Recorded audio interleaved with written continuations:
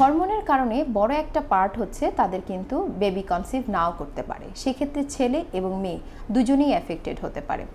ছেলেদের ক্ষেত্রে প্রথমে বলি, যেহেতু ওদের ক্ষেত্রে যেটা হয়, অনেক সময় আমি বলেছি যে হরমোনটা মাথা থেকে একটা হরমোন আসে আর টেস্টিস নামক ওখান থেকে হরমোন আসে। তো এই হরমোনগুলোর কাজ হচ্ছে যে সিমেনের মধ্যে বীর্যতে যে স্পার্মটা থাকে তার প্রোডাকশনে কাজ করা।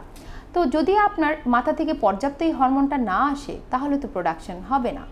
অন্যদিকে হরমোনটা আসছে মাথা থেকে, কিন্তু যেখানে এসে কাজ করবে সেখানে কাজ হচ্ছে না। এই জায়গাটা আমাদেরকে ভালো করে দেখতে হতে পারে। এই কারণে কিন্তু আসলে ইনফার্টিলিটিতে ভুগতে পারেন ছেলেরা। অন্যদিকে ফিমেলদের ক্ষেত্রে বলি, সেটা হচ্ছে বড় একটা পার্ট আমাদের থাইরয়েড হরমোন এবং প্রোল্যাক্টিন হরমোন।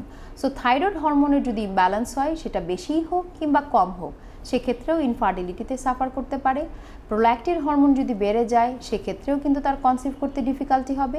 ওটা ট্রিটমেন্টটাও কমপ্লিট করতে হবে এই হরমোনের, তারপরে কনসিভের জন্য ট্রাই করতে হবে।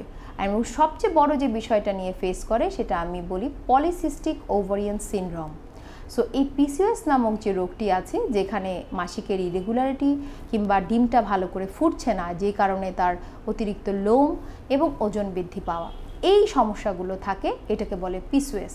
এই রোগের কিন্তু প্রায় দেখা যায় 70% রোগী তাদের ডিফিকাল্টি হতে পারে কনসিভ করা নিয়ে। আপনি আগে রোগটাকে নিয়ন্ত্রণ করবেন, তারপরের স্টেপ হচ্ছে কিভাবে কনসিভ করার জন্য একজন ইনফার্টিলিটি স্পেশালিস্টের সাহায্য নেওয়া যেতে পারে।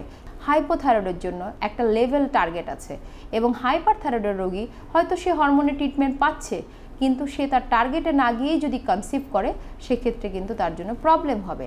তাই ইনফার্টিলিটির বিষয়টা যখন আমরা অ্যাসেস করব, তখন এই হরমোনগুলোকে ব্যালেন্সে রেখে বাকি বিষয়গুলো দেখতে হবে।